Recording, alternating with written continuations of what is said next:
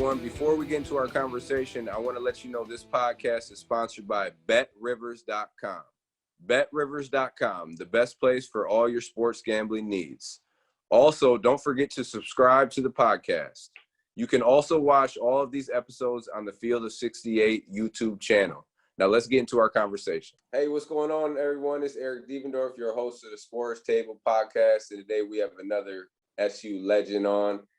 Originally from Muncie, Indiana, grew up in Fort Walton Beach, Florida, over 1,900 points, 600 rebounds, 249 made threes. And if you ask me, not talked about as much as he should be. One of the greatest to ever, put on a Cuse jersey, Preston Shumpert. What's going on, P? Appreciate you coming on.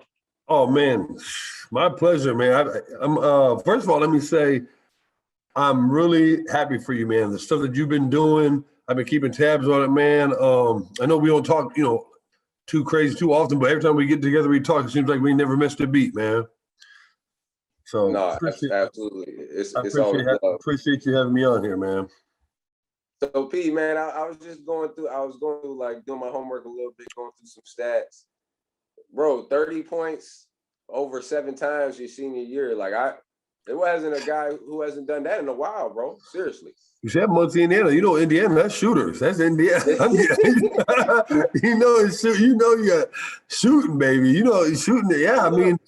But you grew up in yeah. I was born in Muncie, Indiana. I mean, at all my school, so my formidable years, like all my years growing up and going to school was, in Florida, yes. Fort Walton Beach, Florida, yes. So tell me a little bit about that growing up there. Like, who put the ball in your hand? Like, actually, because in Florida, football is everything there. Football is everything. That's the number one sport overall. If you ain't playing football, you're not really, it's just a kind of like, oh, you're just another guy playing basketball, whatever. But like, football is the thing. Football was my favorite sport growing up. I started playing football to begin with, and I loved it. So that was my first sport. I loved it. As a kid, I wasn't even really into basketball like that, just because I grew up in Florida and it was just pumped into you. You know what I mean? Like Florida, Texas, Alabama, Georgia, Mississippi, all down south. It's just Florida football is just crazy there. It's talked about all over the place. It's just pushed the hardest, and just playing. As a kid, and I loved it. That was my first one, like I said, and playing for years and years, and then I just got too tall, man. I started going up instead of out. You know what I'm saying? I went vertical instead of wide, man. So I just started playing basketball a little bit here and then did that, and I just kind of took to it. You know what I mean? Just kept working. I was like, man, I might be all right. I might be able to do something with this. And just like anybody else, everybody that played, you know what I mean? You just kind of take to it and you just start playing. I remember playing YMCA, and I remember playing YMCA game. I didn't score a basket a whole season. Not a basket. This is like a kid, you know what I mean? Like a young kid, like where you can just, like not everybody's gonna, people are gonna score, but like it's not like I can barely get the ball to the rim, you know what I mean? So like those scores were like 8-4, 6-2. So man, a whole season, man, I got the ball close to the basket one time, man. I'll never forget that. But that's when I was really, really young. But like, started after elementary school, like middle school, I started playing city league, and then it just took off from there. When you get to team ball, you know what I mean? Before that, it's like rec ball, it's just like nothing major, you know what I mean? Well, so who was the one who kind of like got you involved into, or was like you just saw your friends playing, or just one of my friends was like, you should go play. Again, I always played ball like off, like at the park and stuff. Pick up and just play, just to be out there with friends. We meet up every day after school and go play. We play at PE, you know what I'm saying? That type of thing. But really taking it serious was I had a high school coach. My freshman year in high school, I didn't even play ball at all because my coach had took a liking to me, and I was training, I was practicing with this coach, and I had moved that summer. So I was out of district to where I wanted to play for this coach. So I sat out my freshman year. I didn't even play freshman basketball in high school. Dang. I picked it up in 10th grade, like on the team. You know what I mean? So like down in Florida, you lived out of district, you couldn't just go out of district and play. You had to wait. You had to sit out 1 year, then you could play. And I sat out my freshman year. I practiced every day, but I sat out that year. I sat out my freshman year. and just practice every day, ran, just kept working, doing the thing, part of the team. But like I said, I wasn't on the team because he had to sit out a year. So I sat out my freshman year and just picked up with it my 10th grade year. That was it. So you only played 3 years of high school ball. What year was it really when you started seeing like interest from colleges? So, like, where was your first letter from? Yeah, I want to say it was probably into my junior year, probably I would say, into the junior year, when that stuff starts picking up. And, when I was high school, it wasn't really like it was prep schools were out there, but it was more like prep schools were for like kids that really didn't have the grades. And you went there to get your grades, on point. And it was different, even for me, even from me to you, when you were prep schools, they were the thing when you were playing, you know what I mean? Like when you were coming through the ranks. But when I was coming out, prep schools weren't like a big thing then. They were out there, but like I said, like you went there because you didn't have the grades, or maybe you got kicked out of high school for some type of behavior issue or whatever. But I so it was probably into my junior, and like actually I had dudes on my team that were getting recruited before me, so like coaches were coming to see them and they saw me. Right. Yep. So that's how that works. You obviously you go play against somebody, somebody's gonna come see them.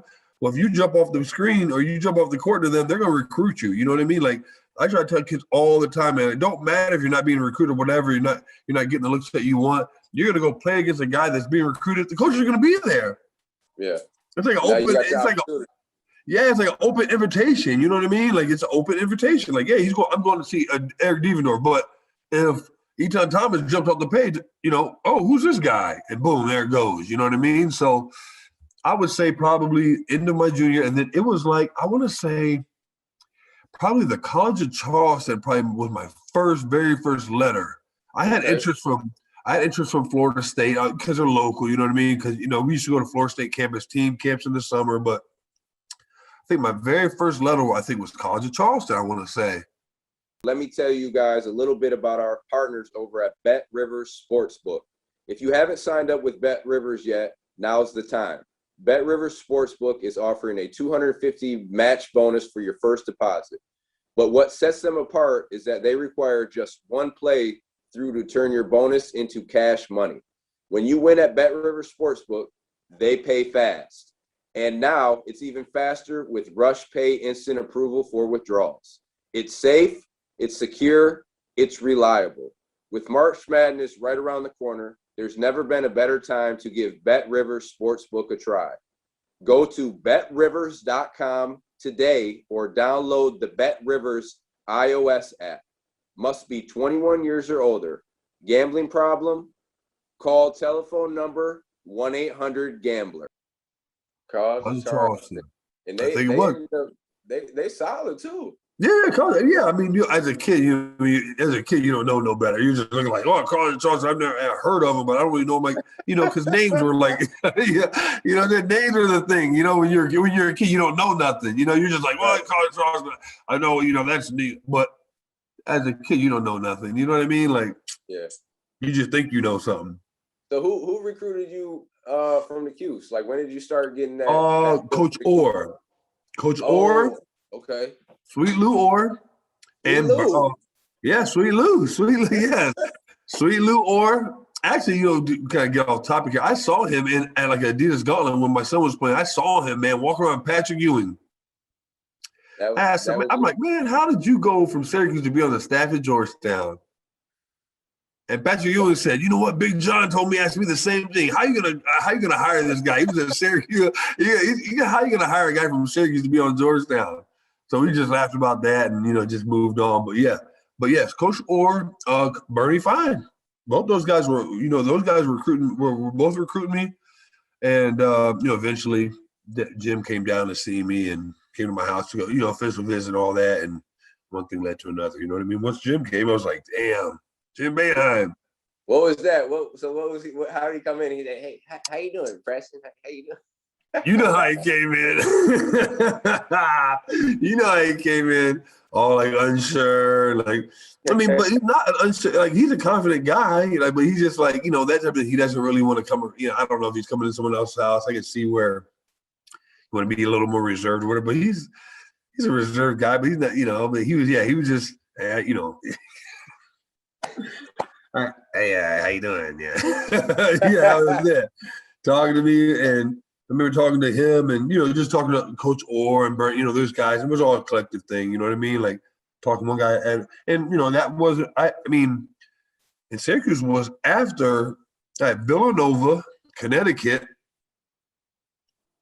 Syracuse, Kansas State, Indiana. Okay. I took an unofficial visit to Indiana because I had family that lived there. So my aunt lived there. So I went down there and visited and saw her and stuff. So I took an unofficial visit there. Actually, I think what's his name? The coach. He said coach. Was it Mike Davis? Yeah, no. Mike Davis. He's at UND now. He's at UND. I was on staff with him for a year. That's why when I spoke to you, I remember you going there. I'm like, oh man, that's the coach now. I remember him being at Indiana. Okay, so he was recruiting you. Yeah, I took that. Actually, that was near the end of Bobby Knight. Actually, Bobby Knight came to one of my high school games. But yeah, so those were my schools that I obviously whittled it down to. You know what I mean? But UCLA, I wanted to go to UCLA as a kid. I wanted to go to UCLA when I was but they didn't even recruit me. Why? So what? I mean, why you in Florida? It's warm as shit, and you come. Yeah, you come to Syracuse. It's cold as hell. What cold as hell? You know what? There's pros and cons to everything. You know what I mean? Like, when you think you sit down, you're like, man, I'm not gonna let a little snow stop me from possibly being at Syracuse. You know what I mean? Like you'd be an idiot to do that. You know what I mean? Like, I guess if you really cared about warm weather that much, I guess you could just go to a Florida State or Miami or somewhere. You know what I mean? But me personally, one is I'd never been out of Florida growing up at all. I'd never been to New York, never been to the East Coast, never been. The furthest I've probably been was Indiana, just because I lived there and had family there. But that's about it. I'd never been to New York, Connecticut, Georgia, none of them places. Never. I was like, man, it'd be kind of cool to go somewhere, just totally different. You know what I mean? And you really get that experience and coming here. They were telling me about football, but I'm in Florida. Syracuse didn't register to me on the football scale. I knew Florida State. You know what I mean? Like they were telling me about football. I'm like, I don't. That doesn't register for me at all. Jim Brown. Jim Brown was in the 50s. Forget about it. I'm talking about in the height of the early 90s. Growing up early, not early Peter 90s. Ward. Peter Ward. Dude, no Syracuse football. It was basketball only. I used to watch them on, the noon games come on CBS. They play, other games they play, Connecticut, whoever they play, St. John. I'd see them and watch them and stuff like that. But yeah, I was like, man.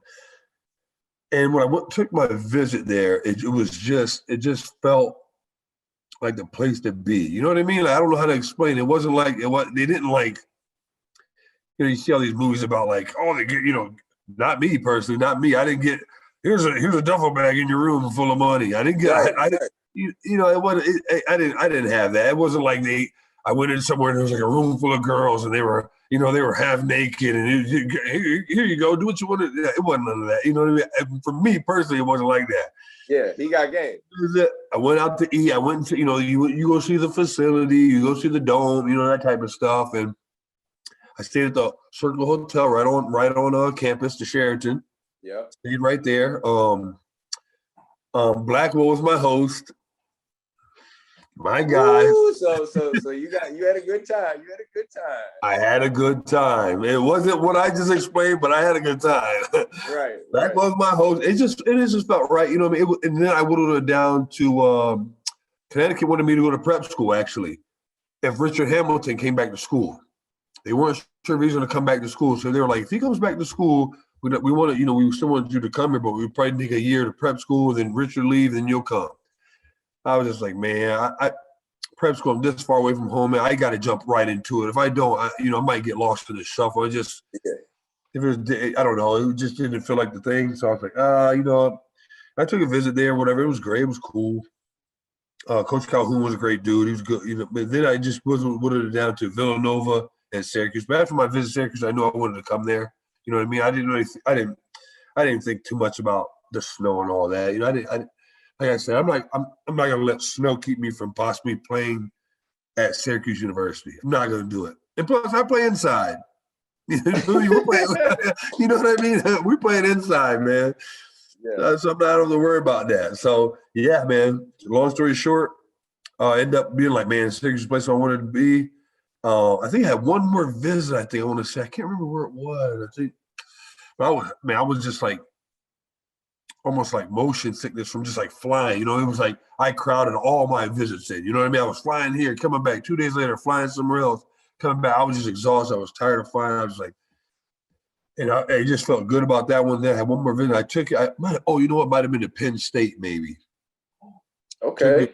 Took a visit to Penn State as well, and Penn State was great. The campus is huge. All the Big Ten schools are huge. Indiana was outrageous, crazy big.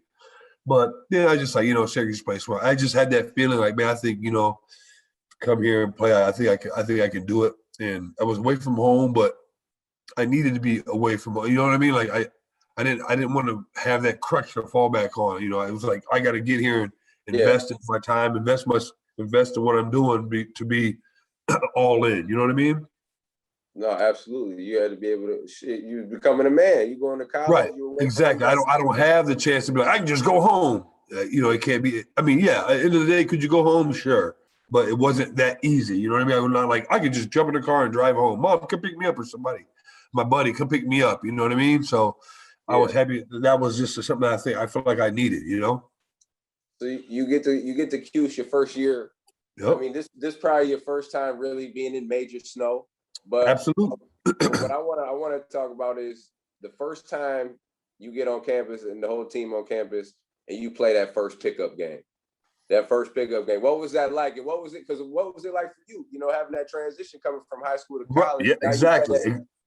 What was that like? That first pickup? Yeah, game? And like I said, growing up in Florida, like it wasn't like I don't know. I'm not to say like in Idaho or somewhere is not like good players, but like in Florida, I played against. I played against Teddy Dupay, and I played against Udonis Haslam, and I played against all these guys like in high school. Reggie, Reggie Evans. We played against Reggie Evans, and he played. It was like we played against him 2-3 times a year, all the time in the summer game. But it was just different because when you're in high school, you're like, you know how it is. You and like maybe one of the guys, the best players on the team. Not like when you where you went is totally different. Like you went to like prep school where it was like known for hoops. You know what I mean? Like so all your dudes that you played with. You know what I mean? That's what I'm saying. Like Oak Hill was like all the dudes were D1 players. So like I think in that situation, you were probably a little more prepared for just playing against that kind of competition. More than I was per se early because you played against them all the time in practice. Like you played against those dudes in practice. And so your practices were probably more heated than games you played because – no question. You know what I mean? Like practice is like, oh, let's get it. Like ain't no refs. There's no what's going. You're just going to be whatever it is going to be. And just getting it in. Like you might be fighting, but like that's just normal stuff. In high school, sometimes you fight. But for me, it was the first time going somewhere where like every single player was their best player on their school. You know what I mean? Like I didn't have that before. Like I said, I played against good players, but like not every single player was a D1 player on my high school team. There was when I was a junior, there were 2 dudes before me that went D1 on the same team. Then my senior year it was just me. I was the only D1 player that played on my team. So. And like did I play against D1 players? Sure, but it wasn't like every single guy was D1. You know what I mean? Like where there's a center that's 6'10". The power forward 6'9", small forward 6'7", the guard 6'3", 6'3", 6'2". You know what I mean? So it was different as far as that goes. But the only thing that had me prepared was the coaching I got in high school, the mental aspect I got in high school. My high school regimen for practice and training was harder than anything I've ever been through. High school, college, or when I left college and played pro, nothing was like it. Nothing. Everything after high school was easy. Easy. Like as far as like practicing, the length of time, how physical. As physical as it was, as demanding as it was, nothing was as hard as my high school. So. I almost had that to fall back on. So I'm thinking, but like when you play pickup, it's totally different. It's not like, it's not like, it's not like set up where you're running sets and you're running plays. You just pick up. And I'm seeing, playing against dudes like, man, Jay Hart, Jay Hart, Black, Eton, Damone, Griffin, like these guys, these guys were, they were good, great players. They were really good players, and they were like older, and they were big, and they were physical, and they were just like they looked the part, and they were the part. You know what I mean? Like they're physical, they were experienced, and they just I didn't want to come in with an attitude of just being like, I'm here, and I'm a new guy, but I'm going to be the man. I wasn't like, then it wasn't. You didn't have that mentality coming in. You know what I mean? Like it was still like I'm the young guy. I got to come in and earn what anything I'm going to get. Yeah. You know what I mean? You got to grind. You got to kind of practice. You got to sacrifice your time, and you might sacrifice. You might play great. You might not play too much because that's just what it is.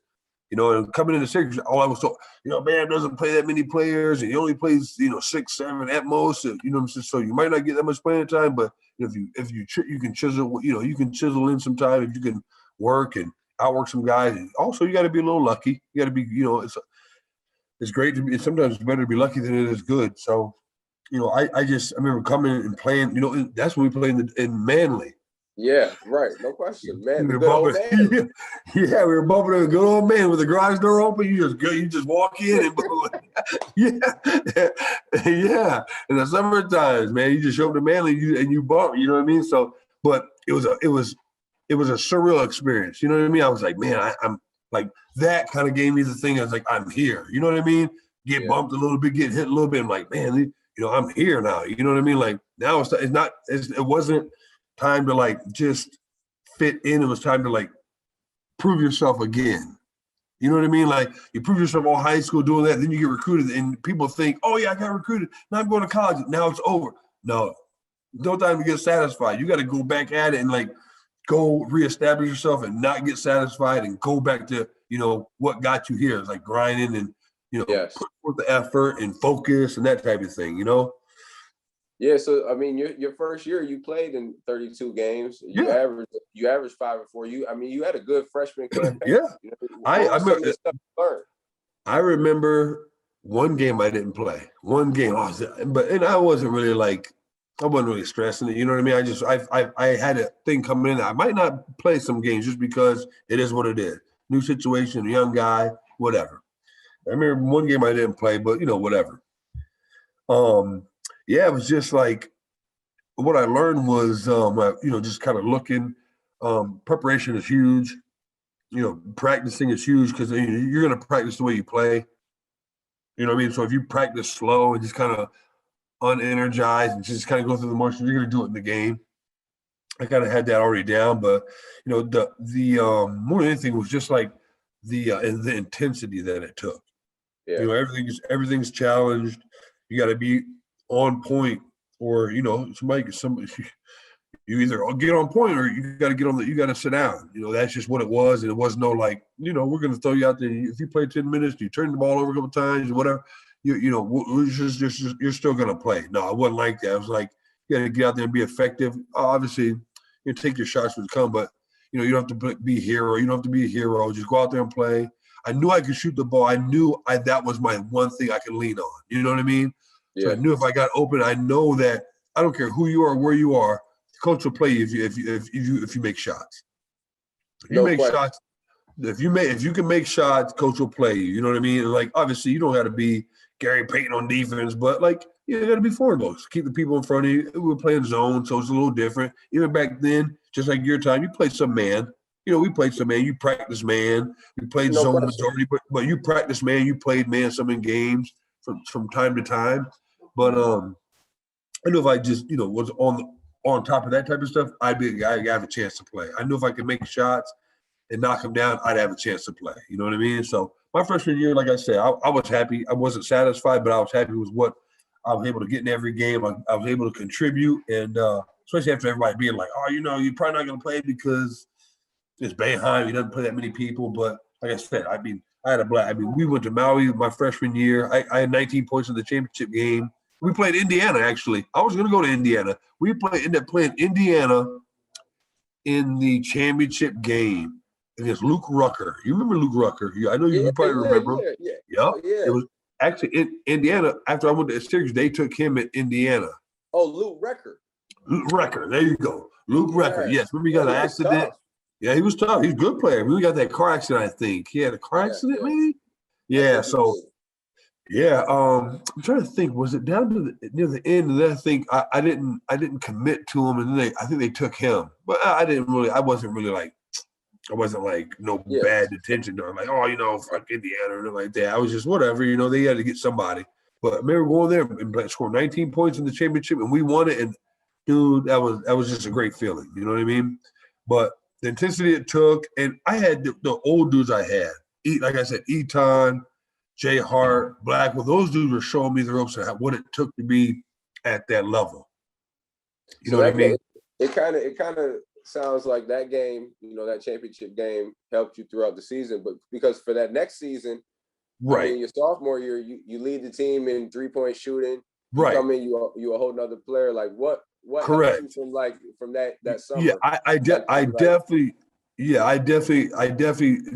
that game to piggyback off of me going into the how it is when you get success, I don't care what you tell me, working, like doing your work on the court, whatever, training, whatever, shooting, staying after, doing anything, confidence is the number one thing. If you have confidence, man, to be able, you prove to yourself that you did something before, you can do it again, and you like that feeling, you almost get it's just like the feeling of that. You know what I mean? The feeling like you want that again. You want that feeling. You want that feeling again. I told myself I could do it. Now I proved it. Now it's about being consistent with it, and I want that feeling again. So I was like striving for that feeling again. So I just used that to catapult me into that season. Like I said, played every game, whatever.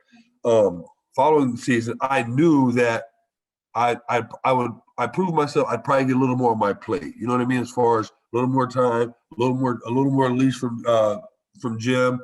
Be relied upon to come off the bench and be a scorer and be a threat coming off the bench. I was fine with that. I knew that I was probably going to come off the bench, and that's fine. I knew I could still have effect on the game. And again, if you hit shots and make shots, you're not hurting the team. You get to play more. That's just anywhere. I don't care if it's rec ball to high school ball or whatever. So if you don't hurt the team and you make shots, you're gonna be able to play more. That's just what I did. I just stayed confident, kept working and practice after practice, get those shots up. You know how it is. Stayed after getting those shots up and remain confident and believed in myself. And that was it. Those guys, I still had those old guys leading me. I felt comfortable with those guys, and they just it was kind of smooth transition. Yeah. So I mean, the leaps that you took, in each year in your career, I mean, it's pretty like incredible, bro, because not a lot, because we talk about your sophomore year, you lead the team in 3-point shooting, but now your junior and senior year, you had a whole nother level. Now you're averaging 20 points, 21 points your senior year, and it's your team. You get first team All Big East, most improved player. Yep. I mean, like, what's your confidence like? Going from that sophomore year, getting that playing experience, I think it helps you with your confidence going in, but you took it to a whole nother level though. Absolutely. The thing is, like, when going from some, you naturally that each year going forward you're gonna have more. Like by junior, I knew. I mean, those old dudes, each time those guys, my old heads, aka my old heads, they were gone. They were gone. So it was Damone, it was Griff, and it was me. So I knew that I was starting. I knew it. So it was almost like I knew what was taking place, and I was prepared for it. From the 2 years before, having to dig, having to grind, nothing was given to me. I had to push myself and strive to be better and be consistent, be relied upon on the team. So I think that helped me some, instead of just being thrown into the fire and like maybe losing some of that confidence and kind of going down a little bit. It just kind of helped me. It helped me stay motivated, and I was motivated. I was taught, like I said, high school again, never to be satisfied. My coach would preach this, drill you with this, never get satisfied. You always got more in the tank. You got to keep going. So I just applied that mindset, man. had more, you know, I knew I was going to be starting. I knew I was going to rely upon to play big minutes. And like I said, I was looking for that. That's what, you know, that's what every player wants, to be able to play, go out and kind of the leash of, you know, the cuffs are off and you just go play. You know what I mean? Like, it's no more like you're our guy. Go out and play and we're going to live with you or die with you. You know what I mean? So I was excited about that. I was looking for that, and everything that I had thought it would be, it was leading up to that point. Yeah, I mean, but it's crazy because you went from averaging 10 to averaging 20. Like that's a 10-point increase. Like that's a lot of, you know what I mean? Like, yeah, you know, I had to take the ball. I had to take the ball out of Eton's hands. Eton was getting that ball in that block. So, bro, it wasn't you were a 2-time Big East first team, but like not only in the conference but in the country, one of the better players. You know what I mean? Yeah, especially just his senior year. We talked about it. Yep. 7 games, 30 or more. Yeah, it was just, you know, people always ask me about, you know, today's players or like, you know, guys that like, you know, what do you think about this guy? I'm like, well, one thing is when you're on a team and like you're not really like, okay, you know, obviously you know this, that scouting reports, you know, you're just the 8th guy on the scouting report. You can sneak a 15-point game or 17-point game or like look, maybe even a 20-point game here and there because they're not really trying to take you out of the game. But when you go from being one of the guys to the guy, it's different. You know what I mean? You have to really lock into what's going on and mentally focus on what's going on to break stuff down and, you know, do that type of thing. You know what I mean? Like, but you wanted that though. You wanted that though. Yeah. Oh yeah, I wanted it. Oh, absolutely. You know, I was looking for the chance to be that guy. You know, I wanted to flourish in that. I wanted it. You know, I never looked at it as like, oh my God. I never took a second to think, oh my God, I'm at Syracuse and I'm from a little town in, you know, Fort Walton Beach, and here I'm at Syracuse. And like, is it too much for me? Am I going to be able to handle it? I figured I could do it, you know, and nothing was going to stop me from doing it. You know what I mean? I felt confident, had all the confidence. I had all the confidence in the world, and to know that, you know, you have a coach that's a legendary coach behind you and has all the confidence in you, the gloves are off. You know what I mean? It's just time. Now it's just all about focusing on what's going on, game by game, practice by practice, and breaking stuff down and, you know, mentally getting after it more than physically. Physically is important, but mentally is much more important than, you know, the physical aspect. Who was the guy that you just every time you see him, you destroyed him? You just every time you just like you just knocking it down right in this. I'm trying to think, guys. You know, teams, Notre Dame. I used to give Notre Dame hell. I'd give Notre Dame hell. I tell you what, Connecticut, and I was going to go there, but I remember going there and Caron Butler, that I toasted them. In the Garden too. I was amped. It was in the Garden too. Like, I played a lot of places, man, and like they were great, but nothing like the Garden. You were lucky enough to be the Big East and be in the Garden. Like you played in historic games there. One of the most historic games that, you know, that ever was played there, and probably any game ever played there. You played in it. But the Garden, that's just different. That's like you're on like a stage. Different. That's the best way I can describe it to people. Like, how was the Garden? What's your favorite place? Garden by far. The dome packed is something special too. Just as far as so many people, it's just that energy, electricity. But the Garden, man, that Big E stuff, man, is crazy. But I tore up Connecticut a couple times, 36 over 30. Yeah, and Caron Butler. I was like, man, I'm about to give Caron Butler that work. I heard a little bit about him, but it don't matter. I'm about to give him that work. Man, Caron Butler was tough too. Caron Butler was tough. That dude could play. That dude could play. Yeah, I was on the other aspect of being one of the dudes being like, oh man, like when we played Connecticut with Richard Hamilton, that dude was so good, man. I remember playing against guys that were like, you know, when I was young, but I was like, man, these dudes knew how to get to spots, knew how to separate. They're really smart. They play at their own speed, and they were just smart guys. You know what I mean? But Notre Dame, I used to tear Notre Dame up. Connecticut, I tore them up a couple times. I even tore up. And I saw him after the fact overseas one time playing against them. We played against DePaul, and they had Rashawn Bruno. Remember Rashawn Bruno? He went to St. Anthony's, little guard. Rashawn Bruno, short little dude. Actually, I played against him in high school. He played at St. Anthony's. We played him one time. And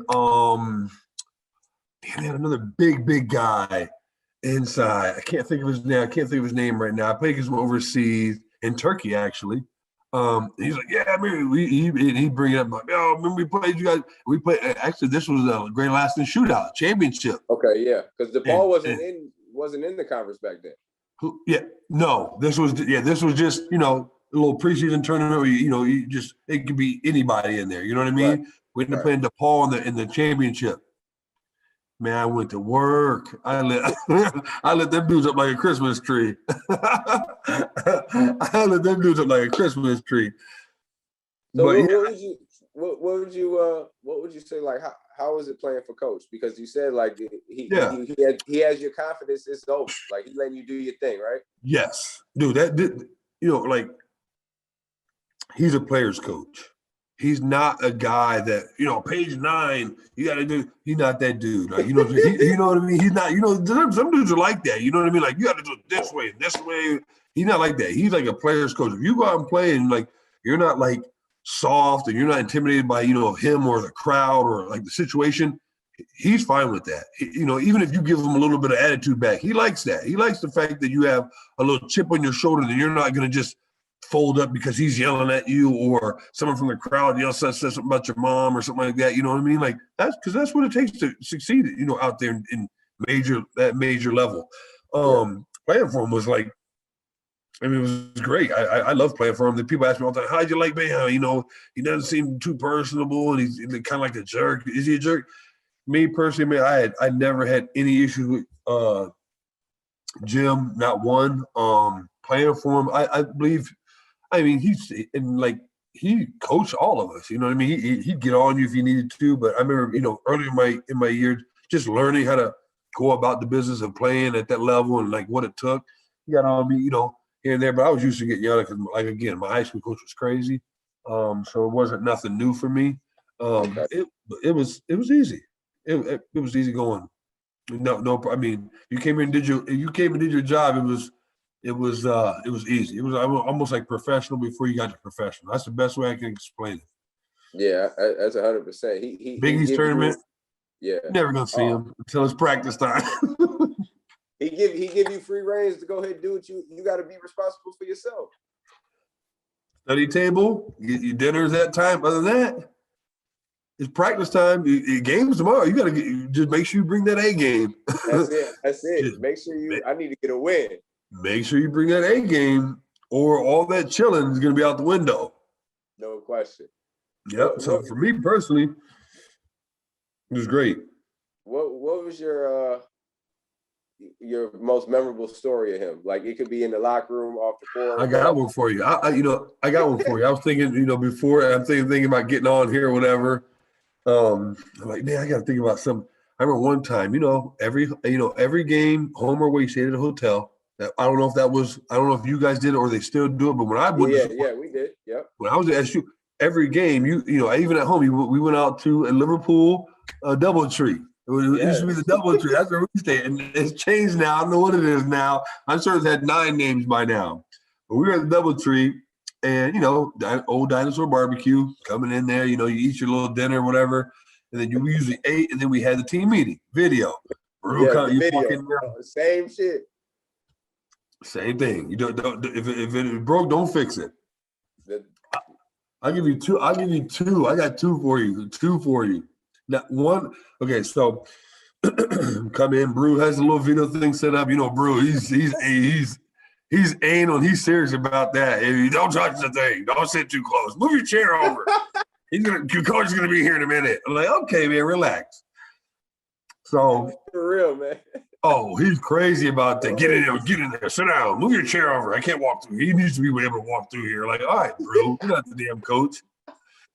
So this one is about my man. I love him, Griff. Griff is not like a loud dude. He's a New York guy, but most New York dudes are like, yo, word to me, son. Crazy loud and crazy like that. You know what I mean? Like New York dudes. He's a New York dude through and through, but he's not like a loud, crazy, screaming, yelling all the time guy. Whatever. We're in that thing, and man comes in, push the play on the video, whatever. We're sitting there.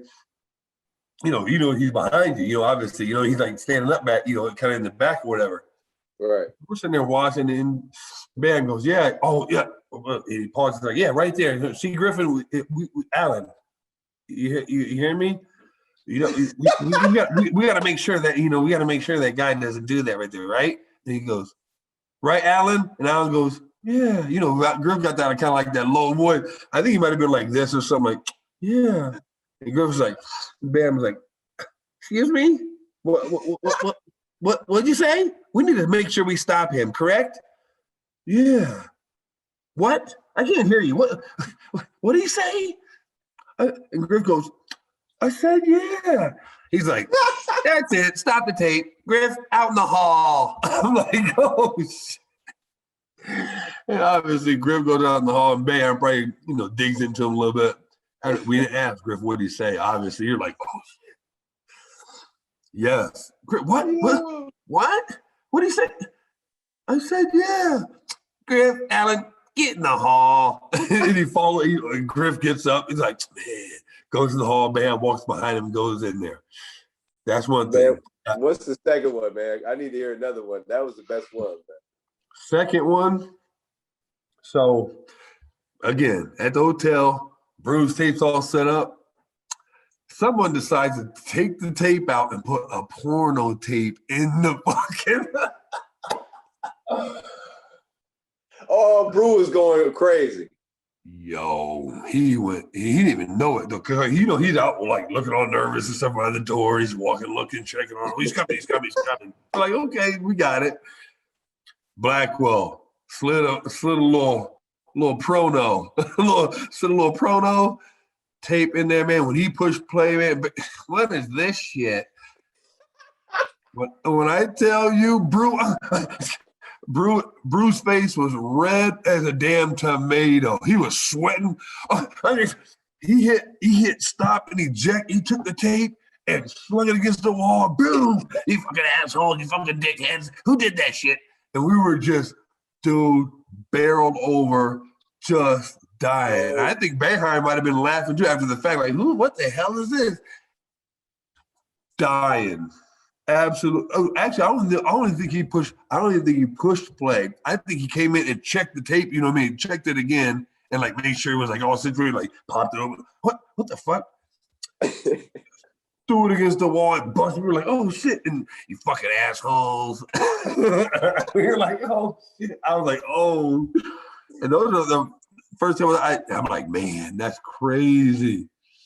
Man, that right there, that was a good ass story. I heard of that, but Blackwell wouldn't pull some shit like that. We'll get him. I got him this time. We put this in there. Dude, he pushed that play. I think he might have pushed play. Like something popped up. You know how the old school porno shit was like the music and like the thing. Like a carpenter or something. He's like, what the hell is this? Brew went nuts. Grabbed it. Threw his shit against the wall. You fucking assholes. I'm gonna find out who did this. We're like, oh. Man, look, bro, one time, so it was my freshman year, we were at Providence, and you remember Matt Gorman? Yeah. Yeah, Matty G and Brew, they always had a little tension between each other.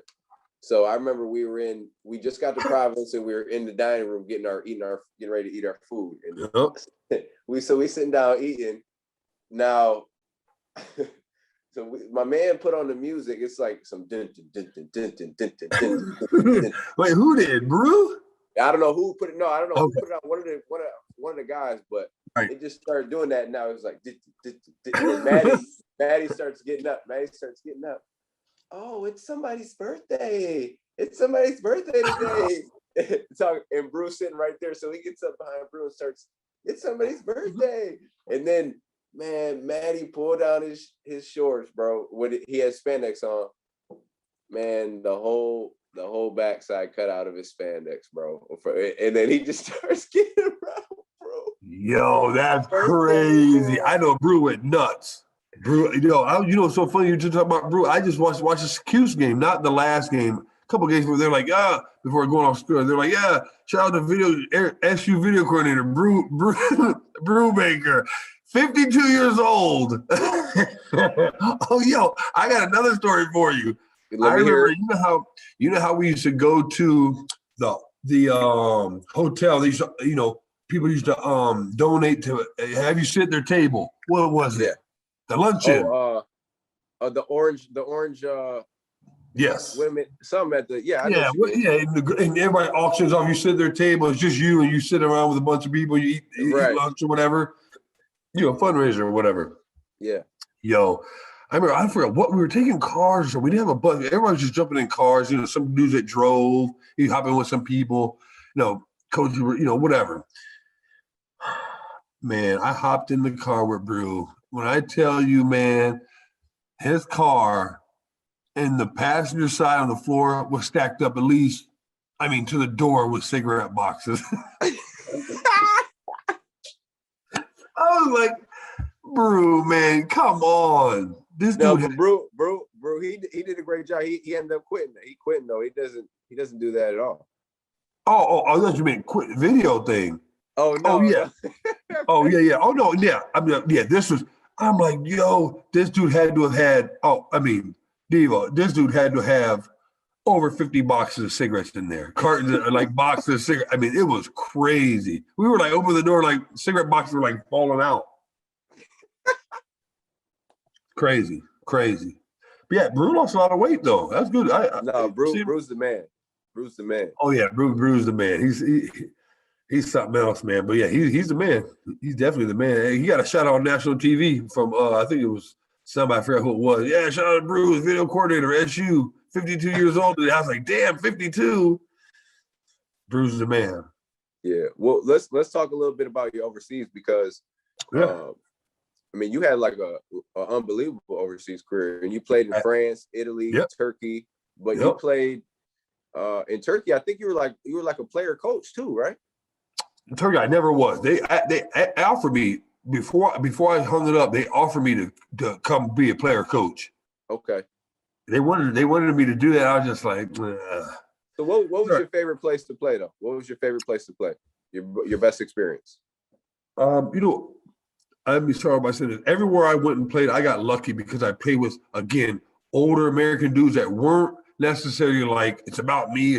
They were humble. They were unselfish. You know what I mean? So they taught me the ropes and told me a lot of stuff about how to be professional and how to be, that type of thing. So I got lucky, man. Like Tyus Edney. He was one of the dudes I played with. Joseph Blair, old school dude, was one of the dudes I played with. I played on one of Conrad McRae's teams. I saw a picture of him in one of the pictures, the team photos, like in the office, like in the hallway. Yeah. You know what I mean? So like I got lucky playing on just good teams. There's some places that are nightmares, but trying to think my favorite. Italy was great. It was just kind of like behind on the times. My favorite place I had to say where I had to play was probably Istanbul. Turkey was for me was excellent. Was great. It was great. The pay was great. The city was great. It was the closest thing to American you could get. It wasn't American, so end of the day, you still would love to go home. Other times when you got a chance to go home, when the season was over, I was running to go to the airport. You know what I mean, to go home. But being there was living there and playing there was the best city I played in. Where I spent time. You know what I mean? I went to Greece. Greece was great. Played in Greece, obviously. Moscow was just kind of dangerous, kind of depressing. France was okay, but the French people were kind of, if you didn't speak French, they didn't really bother with you too much. The general manager, my coaches on my team were great though. Those dudes were great. The players were great. They were cool. I was fortunate, man, to be able to play with dudes on my team that were domestic and foreign guys that were all cool, good dudes. They were all good dudes. They were all, unselfish. And they just wanted everything to work out. They were team guys. You know what I mean? Professionals. And it was great, because you get on teams, man, sometimes over there with dudes just, they want to be the man. They don't care about anybody else. They just want to, go out there and score. They think scoring's everything. And like over there, you could average 10 points a game and be just fine. You know what I mean? So And yeah, exactly. It's just different. Teach you how to be professional. So yeah, Istanbul is probably my favorite city. Athens is right up there.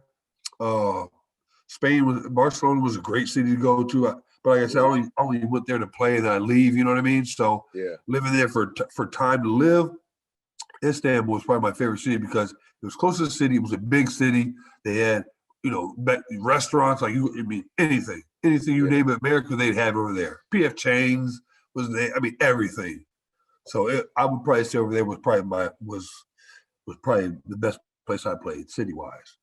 So I played. I lived in Konya when I played out there in Konya, in Turkey, and then I spent some time in Istanbul. But Istanbul is an unbelievable city. Oh, it's unbelievable. And Konya has nothing.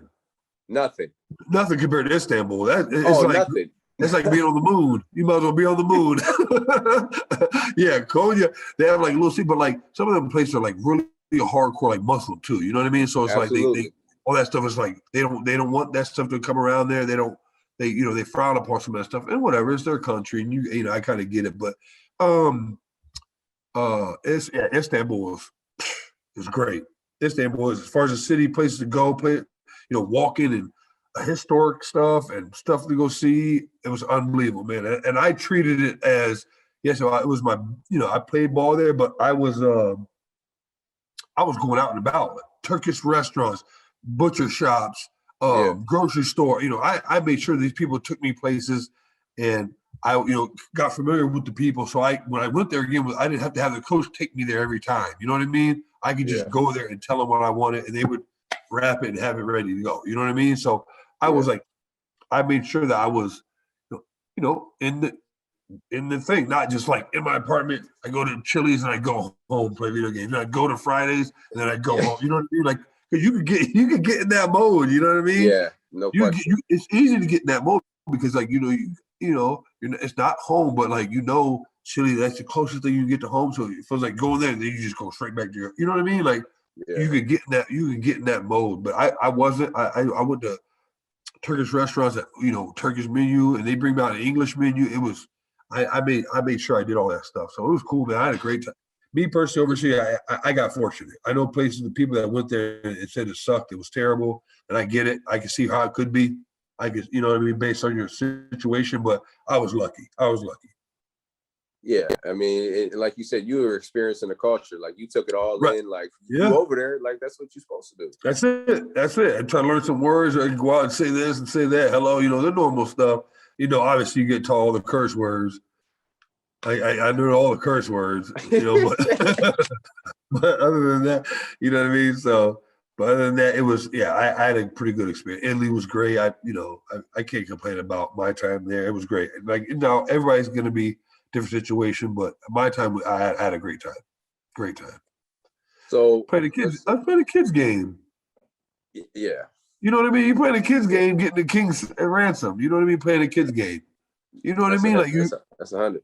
If you really think about it, you playing a kids game, man, getting the king's ransom. Like, so I had a good time, man. That's 100. Let's go. We'll go back and talk about Syracuse real quick. Yeah. Just like what makes Cuse so unique, the community, like what's so special about Syracuse, and what does it mean to you? What's Syracuse mean to you? Me personally, man, like I'm a big person on never changing who you are. You know what I mean? Like I talk to you right now, man. I take pride in, like, I was at SU, whatever. I was playing overseas, going back and forth, in and out from home and coming back home, whatever. And you came to SU, and remember a long time ago when you were, I think you might have still been playing, or maybe you were just out. I can't remember. And I brought you over to my house that time, and personally, I heard a lot of things about you personally, and I never let that persuade my judgment about anybody. If someone tells me, "Oh, Eric, he's an ass, he did this, blah, blah," I can only relate to what I know. Yeah. What that person is showing me, you know what I mean? And obviously, since then to now, you've grown up a lot, and we've all grown up a lot. It was, but people being who they are, you know what I mean? Just staying who you are. And Syracuse, they are, of course, if you play bad, they're going to give you shit. Absolutely, which anywhere will. It's all, they're going to do it. But guess what? When it's 10 degrees out and it's 3 feet of snow, and they got to take a bus to the dome, and they got to park and walk to the dome, they're parking and walking. And there's going to be 30,000 people in there packed, and they're going to let you have it.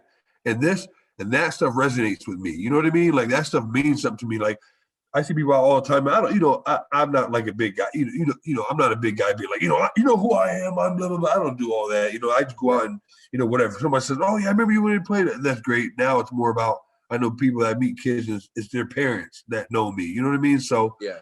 And I'm cool with it. And I make sure I tell them, I appreciate everything you did coming out, supporting us before me, after me. I don't, people who took you to the game when you were kids, I respect all that, and that's all great. That's one thing I appreciate from the Syracuse community and the faithful. Those people show up every game. They come with energy, and they bring it. You know what I mean? Like there's gonna be times, if you don't play that well, they give you a little hard time. Sure, of course, but that's just the nature of sports. You know what I mean? That's just what it's going to be. But the people, they're going to support you, and they support you, and they ride with you. They ride for you. They will ride with you, man. They ride with you till the wheels fall off. Right now, they treat you like you play if they see you. Yeah, like that's, absolutely. I'm like, man, you couldn't possibly remember when I played. Oh, it doesn't matter. They don't care. They just know. Somebody told me you played. You're good. You're good to go. Right. So that stuff resonates with me. You know what I mean? Like it does. Because not everybody's a sports fan. Everybody doesn't have to be a sports fan, but to know that you could go places or like not even like notoriety. I don't even care about all that. It's just the people. They're just warm, receptive, and they're just happy to see you. They're they express it. You know what I mean? Like that stuff's great, and I think that's the most. That's probably one of the biggest things I take away. I'm like, man, damn, this place is 30,000 people here, and it's terrible outside, but they come, they show up, man. They show up, hell or high water. No doubt. P, I wanted to ask you what it's like for you, watching your sons grow up and playing the game that you love to play, and your son going to play D1. You got your younger son still in high school. Yep. What's that like for you, man? So that's special right there. Yeah, man, it is special, man. I remember, when they were young and like, have to travel and stuff like that and being away from them, and like, you never get time back, money. Fuck, I mean, I'm sorry, pardon my language. No, you can say whatever you want. Yeah, the hell with, money is great and everything. It makes your life comfortable, but you can get that back. You can get that back. Time you can't get back. You know what I mean? So I remember traveling and stuff like that, and not seeing the kids and seeing my son when he, coming back like, man, he's like he grew overnight or 2 days when I was gone. Like that stuff was just it was a hell of a ride. You know what I mean? Growing when they were little and they were overseas with me, and my oldest son was in gyms since he was 2-3 years old, able to walk. He used to be in locker rooms and gyms, and crazy fans going crazy. Like, he'd be right there. But it's great to be able to push them towards a dream and like push them towards something that they can achieve great things at, man. Like I try to give back to them and tell them, things, and try to give them little hints and advice here and there, and try to push them as much as possible. And it's been great, man, as far as that type of thing, and seeing them mature and grow up as become young men now. But now, Peyton, my oldest son, he's out of here. He'll be going to Stony Brook. He'll be going to school, and my other son's in high school now. And the decision's coming up for him. What is he going to do? I don't know if you go to prep school or go. Who knows? Whatever. Whatever's going to be, we'll make sure we support him and push him to whatever goal he wants to achieve. And now my next thing is, what the hell am I going to do now? All the kids are gone. It's just going to be me in the house. What the hell am I going to be doing? Man, I've always heard about empty nest. So I'm like, man, the hell with empty nest? I'm going to be happy when them kids leave. I'm going to be home by myself. I'm going to be moving and grooving. But now I'm like, you know what? Damn, I'm not going to be moving and grooving. My kids are going to be gone. What the hell am I going to do? Yeah. What the hell am I going to do? But it's been great, man. You know what I'm saying? You help. You were right there. Help, every time you see him, you talk to him, and you help them along the journey and tell them stuff and give them pointers and tips. All that stuff is great, man. They can't. Where else would you get that? It's not a lot of people can say you get that type of stuff, learning, advice, and going through life and being able to come in contact with people and actually touch them. Actually touch these people, not just I see them on TV and I know them. I saw them once on the. No, actually be able to touch people and like get advice, and feel like they know people and like have been successful and are doing great things, and giving back to people. That thing's more important to me than anything as far as monetary. You know what I mean? Yeah, no, that's no doubt, P. That's special right there for real, man. Yeah, I mean, I don't talk to you every day, but when we talk, it's like, oh, like we never miss a beat. Just pick it right up, which is great, but man. That's that energy, bro. Like you had that type of energy. Like it's always gonna be like that. You know right? What I mean? Yeah, I totally agree with you. Totally agree with you. That's it. So last question, P. What do you think about? I know where to go. Yeah. So look, what you think about this year's Cuse team, and what are some, like, how can we get back to when we were like, top 10, top 15, top 20? I knew that question was coming. I knew it was coming. Yeah, I need to No, yeah, of course. It wouldn't be right if we didn't talk, if we at least didn't bring it up. It's all love, though. It's all love. Oh yeah. I mean, guess what, man? You got to be able to take stuff, and it's not, you're not me or you or, I heard Eton on the radio, I hear you on the radio, stuff like that. No one's like, these guys today, these young kids are so much on, they're so big on, oh, he's hating. Dude, no one, yeah. One thing is, if you are an orange, you are an orangeman. Like, you know what I mean? Like, there ain't nobody hating on you. We just want to enlighten you and put you on to whatever we think you could help you, or give you little tips and little crumbs here and there, and make you, a little more successful. That's all. No one's ever going to be like hating on you, nothing like that. Why would we? We don't need to hate on you. But not even hate. I don't know, man. It's not necessary. I don't necessarily think it's like, it's more of the players, the environment, than it is the players actually. They're just products of the environment. I mean, these guys are like, I don't want to sound like an old guy, but like, these guys go to these schools where they've been told how great they are all the time. They tell them how great they are and how this and that. And like, part of it's business, because these people want to use these kids to get in places. You know what I mean? Like, maybe if I tell, Doza how great he is, and he goes somewhere, maybe I can get in with him at the university. That type of thing. I think some people do it out of love, and they want to try to support them. Some people do it for the wrong reasons, but part of it is that some of these kids are just being honest with themselves. You know what I mean? Like, dude, you're gonna mess up. It's gonna be a hard time. You just got to keep striving. You got to keep pushing, but like, you also got to put out the effort, energy. Like you just said, the energy, man. Like, some of the games, I'm not saying everybody or just one guy or this guy. Some of the games, I'm like, man, like, dude, you're playing basketball at Syracuse, like. Dude, I don't care. You can lose a game. Everyone here has lost multiple games. We've all lost and we've all won, and we've all had nail biters, and we won. It's great. We've always been on other ends of nail biters that we lost, and games we thought we should have won, and that type of thing. And when it's over, it's over. When it's over, it's over. And like, dude, just live in the moment. Like, we're going, dude, right now. If we told you, oh, Eric, you used to, dude, you are competitive as anybody else. You still play for TBT at your age, which is incredible. I talk about to people all the time about how incredible that is. That dude right now, if you gave you time to get really, you'd go out and play in a game right now. No question. All night against Clemson. You be ready to go. You might tear something, but you be ready to go. You wouldn't tear nothing. You work out and train. I'd tear something. But I leave it out there. You know what I mean? So like, dudes like, like, now just Harper, I'm saying you because you're on here right now and you're talking, but like, you would leave it out there. You might get beat, but you're gonna beat me. You have to beat me down. Like, I'm gonna leave it out there. Some of these guys, they just kind of go out there and they think they know what it takes to compete at the level.